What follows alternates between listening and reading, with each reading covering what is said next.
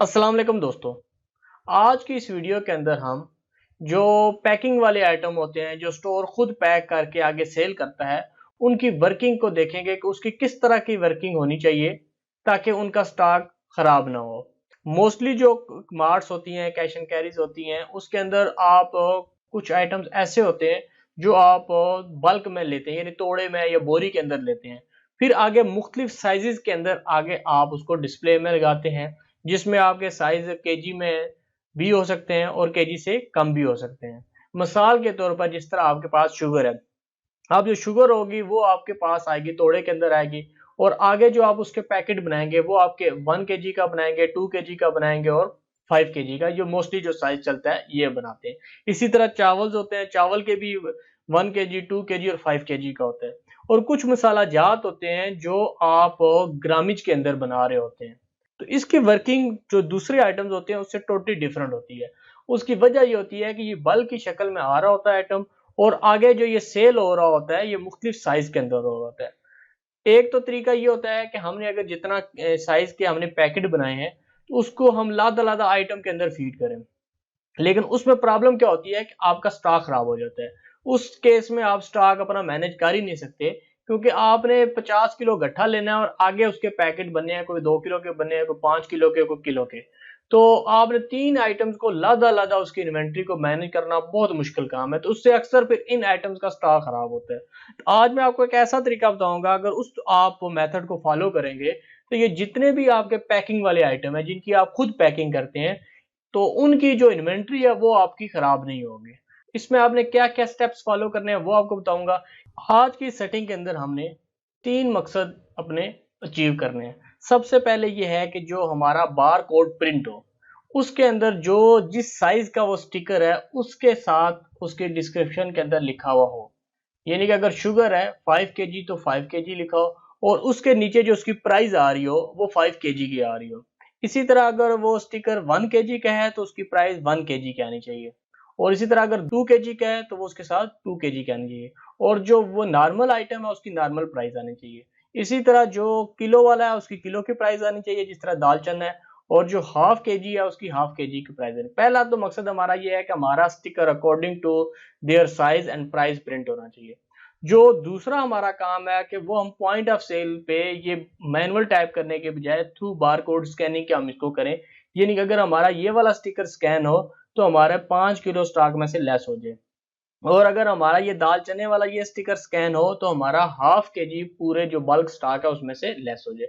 ये हमारा दूसरा उसका मकसद है। और जो हमारा तीसरा मकसद है वो ये है कि हम पैकेट की परचेजिंग न डालें, कि ये नहीं कि हम पहले पैकेट बनाने का इंतजार ना करें कि आधा किलो, किलो और 5 किलो के कितने पैकेट बने, हम उसकी परचेजिंग ना डालें, बल्कि जो हमारे बल्क में 50 केजी या 40 केजी या 60 केजी जितना बल्क में है तो हमने एक ही मरतबा उसकी परचेज की एंट्री डाल देनी है और जितने भी पैकेट है वो उस बल्क स्टॉक में से लेस होने चाहिए ताकि हमारी इन्वेंट्री खराब ना हो।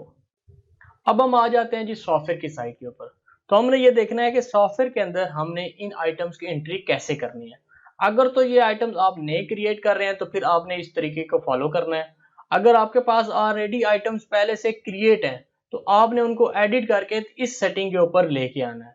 और अगर आपके स्टोर में पहले से ही आइटम्स यानी कि आपने मल्टी साइज के मुख्तलिफ आइटम्स क्रिएट किए हो, यानी केजी का अलहदा किया हुआ है, 2 केजी का अलहदा और 5 केजी का आपने अलहदा किया हुआ है, तो सबसे पहले ये करना होगा आपको कि जो 1 केजी के अलावा जितने भी आइटम्स हैं उनको आपको डिलीट करना पड़ेगा ताकि कोई भी आपका कैशियर गलती से भी दूसरे आइटम को सेल ना कर सके। तो एक ही आइटम आपने बनाना है, जितने भी आपने साइज रखे आइटम आपका एक ही बनेगा ताकि आपकी इन्वेंट्री खराब ना हो।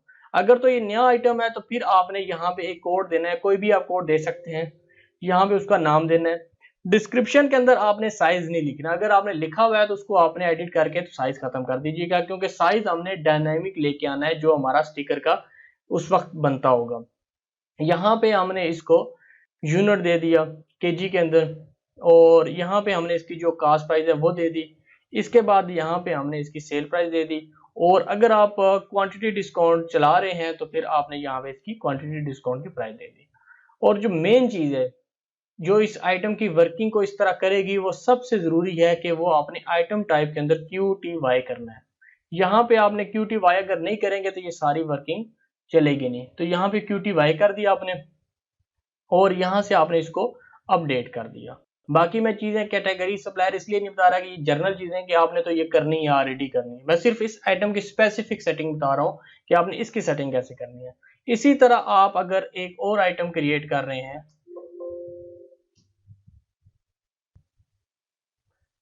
सेम सेटिंग आपने करनी है क्योंकि ये भी केजी के अंदर आती है और केजीज या हाफ केजी के अंदर आपने इसको सेल करना होता है। अब जो भी इसकी प्राइस है वो आपने प्राइस दे दी और जो इसकी डिस्काउंटेड प्राइस है वो आपने इसकी डिस्काउंटेड प्राइस दे दी। यहां तक तो ये आपके वो आइटम्स हैं जो आप केजीज में लेते हैं और केजीज के अंदर सेल करते हैं, या हाफ केजी मोस्टली हो सकता है दालों में। अब कुछ ऐसे मसाला जात हैं जो आप लेते शायद केजी में, 1-2 केजी में लेंगे, लेकिन आगे जो उसकी पैकिंग होगी वो ग्रामेज के अंदर होगी। अब उसकी ट्रीटमेंट थोड़ी सी इनसे मुख्तलिफ होगी।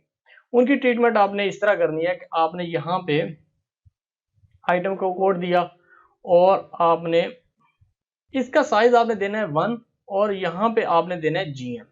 अब ये जो चीज है ये आपके देखने वाली है कि आपने 1 ग्राम क्यों दिया है इसको। 1 ग्राम इसलिए दिया है क्योंकि आपने इसकी पैकिंग करनी होगी 200 ग्राम की, 100 ग्राम की, 50 ग्राम की, तो इसलिए हमने इसकी प्राइस को 1 ग्राम के साथ मल्टीप्लाई करवाना है।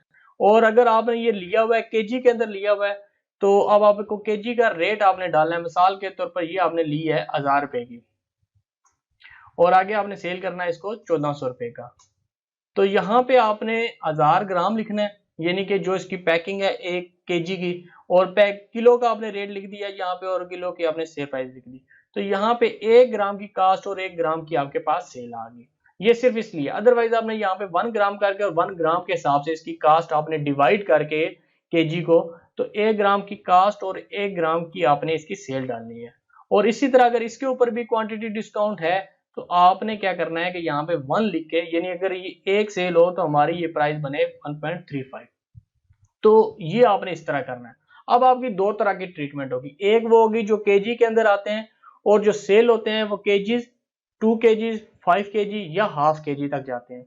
और दूसरे आइटम वो हैं जो आपके ग्रामेज के अंदर सेल होते हैं, आते वो भी शायद 1-2 केजी के अंदर ही हों, लेकिन उनके जो आगे साइज होते हैं वो छोटे होते हैं और ग्रामेज के अंदर जाते हैं। जितने भी मसाला जात है वो मोस्टली ग्रामेज के अंदर जाते हैं, तो इसलिए उनकी आपने ट्रीटमेंट 1 ग्राम के हिसाब से उसकी प्राइस आपने इंसर्ट करनी होगी।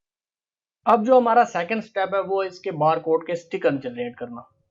उसके लिए हमने बार कोड के अंदर आना है और यहाँ पे हमने ऐड का बटन दबाया और जो हमारा पहला कोड है वो हमने यहाँ पे कोड, अगर तो कोड याद है तो कोड से आप लिख लेंगे, नहीं तो यहाँ पे आपने इस तरह फॉरवर्ड स्लैश प्रेस करके शुगर लिख देंगे। इसके बाद यहाँ पे आ जाएगा, जो ही आइटम की टाइप QTY होगी तो वो अगले वाले नेक्स्ट वाले खाने में आ जाएगा। वो आपसे इसका वेट पूछेगा कि ये किस वेट का आपने स्टिकर निकालना है। हमने सबसे पहले जो इसका शुगर का निकालना है वो एक स्टिकर निकालना है और 1 केजी वाला, ये नहीं कि ये 1 केजी वाला और हमें कितने स्टिकर चाहिए, एक चाहिए। आपने अपनी तादाद के मुताबिक इसको कम ज्यादा कर सकते हैं। इसके बाद हमने दोबारा शुगर का ही स्टिकर निकालना है लेकिन 2 केजी वाला, इसका भी हमें एक ही स्टिकर चाहिए। इसके बाद हमें 5 केजी वाला चाहिए। ये हमारे शुगर की जो रेगुलर साइज स्टोरों के ऊपर चल रहे होते हैं, ये वो साइज है। इसके बाद जो हमारे पास दाल चना है, इसका हमें सबसे पहले आधा किलो वाला एक स्टिकर चाहिए। इसके बाद जो दूसरा हमें इसका स्टिकर चाहिए वो 1 केजी वाला चाहिए। दालों में 2 ही मोस्टली साइज चल रहे होते हैं। अब जो मसाला जात है, अब मसाला जात के अंदर हमें जो स्टिकर चाहिए, हमें सबसे पहले चाहिए 100 ग्राम का। हमें 100 ग्राम का चाहिए। कितने स्टिकर चाहिए, एक स्टिकर चाहिए। इसी तरह हमें 200 ग्राम का स्टिकर चाहिए, इसका भी एक ही स्टिकर चाहिए। तो ये हमने यहाँ पे नेक्स्ट वाले में 100 ग्राम या 200 ग्राम आपने लिखना है। और जब हम यहाँ पे लिखते हैं इसको 300 और यहाँ पे जो 1000 लिखा हुआ आता है वो बेसिकली इसकी जो पैकिंग है वो हमने डिफाइन की हुई है। अगर हम कहते हैं कि यहाँ पे हमने खुद अपनी मर्जी से लिखना है, 1000 ना लिखा हुआ है, तो फिर आपने आइटम फाइल में जाके, तो ये जो तीसरे वाला आइटम है इसको यहाँ से आपने इसकी पैकिंग को खत्म कर देना है और यहाँ से अपडेट कर देना है। अब हमने इसको, हमें 100 ग्राम का हो गया, 200 ग्राम का हो गया और हम कहते हैं हमारे पास अभी आए 400 ग्राम का, तो हमने यहाँ पे इसको 400 ग्राम के ये कर दिया। अब आप ये देखिएगा कि हमारे पास मुख्तलिफ जो आइटम्स हैं वो एज इट इज इसके अंदर आ गए। जो नॉर्मल आइटम होगा वो आप स्कैन करेंगे वो सीधा क्वांटिटी पाएगा, नेक्स्ट वाले खाने के अंदर, इस खाने के अंदर नहीं जाएगा। क्योंकि ये सारे के सारे आइटम QTY वाले हैं, मल्टी क्वांटिटी वाले हैं, मल्टी साइज वाले हैं, इसलिए वो आपसे साइज पूछ रहा है। इसके बाद अब आ जाती है आपकी सेटिंग की। ये मुख्तलिफ बटन हैं जिनके ऊपर हम सेटिंग नॉर्मल कस्टमर की करके देते हैं, लेकिन अब इनके केस के अंदर मैंने 3F91 के ऊपर ये सेटिंग इनकी की हुई है। बाय डिफॉल्ट ये सेटिंग आपको नहीं मिलेगी। जो कस्टमर ये सेटिंग अपने सॉफ्टवेयर के अंदर करवाना चाहता है वो फिर राब्ता कर सकता है। तो ये आपने यहाँ से अपना प्रिंटर सेलेक्ट कर लिया, जो भी आपका प्रिंटर है आपने ये सिलेक्ट करके ओके कर लिया। अब आपके पास, अब आप देखिएगा, मैं बल्कि बड़ा प्रिंटर आपको शो करवाता हूं ताकि सारे स्टिकर आपको स्क्रीन के ऊपर नजर आ जाए। यहाँ पे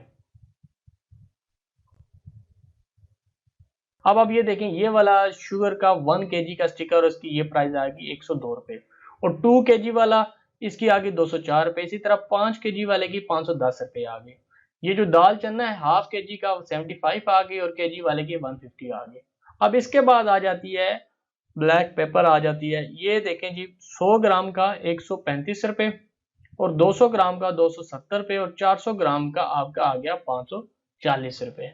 तो ये इस तरह आपने ग्रामीज वाले और इसको करना है। अब ये स्टिकर आपने प्रिंट कर लेने हैं। मैं अभी फिलहाल इसको PDF के अंदर एक्सपोर्ट कर रहा हूँ ताकि मैं वहां से इसको कॉपी करके पॉइंट ऑफ सेल के ऊपर कर दूं।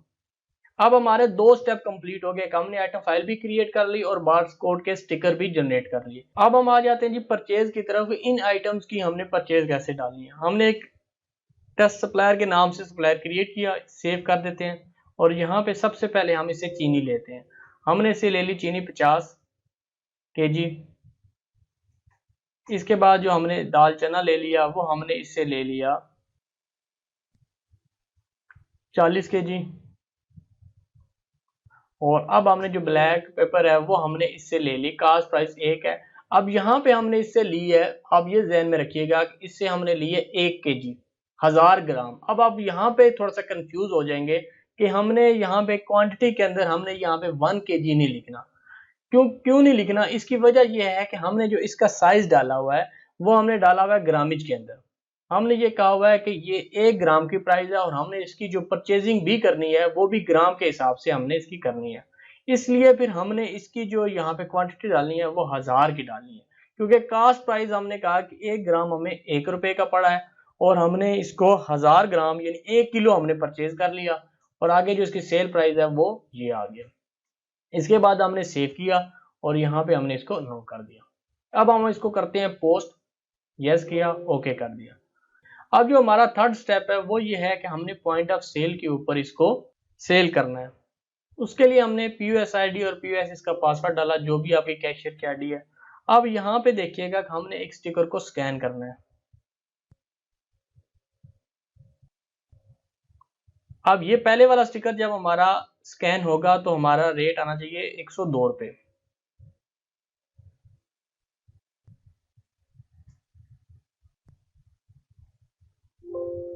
₹102 आ गया।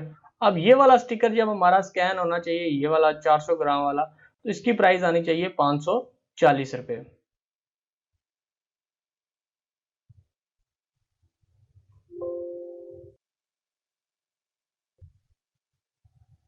और अगर हमारा यहाँ पे दाल चने वाला ये वाला स्टिकर हाफ kg का हो तो इसकी प्राइस आनी चाहिए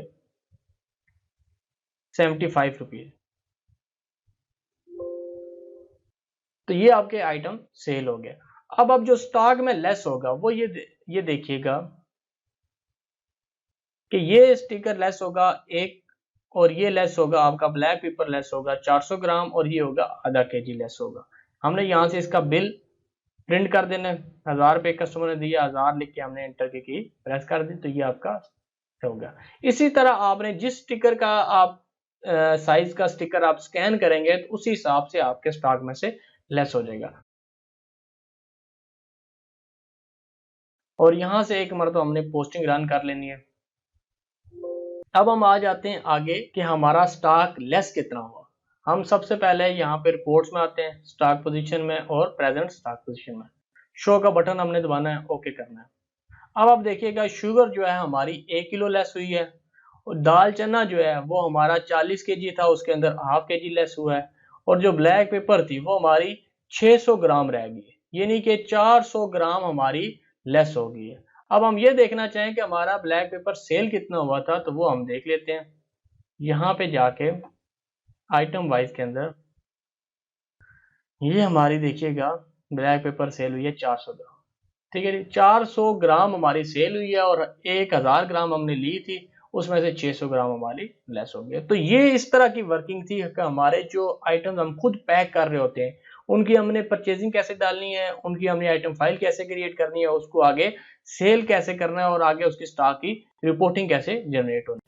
उम्मीद है दोस्तों कि मेरी ये आपको वीडियो पसंद आई होगी। कमेंट्स के अंदर ज़रूर इसका इजहार कीजिएगा। अल्लाह आपका आमीन नासिर हो। अल्लाह हाफिज़।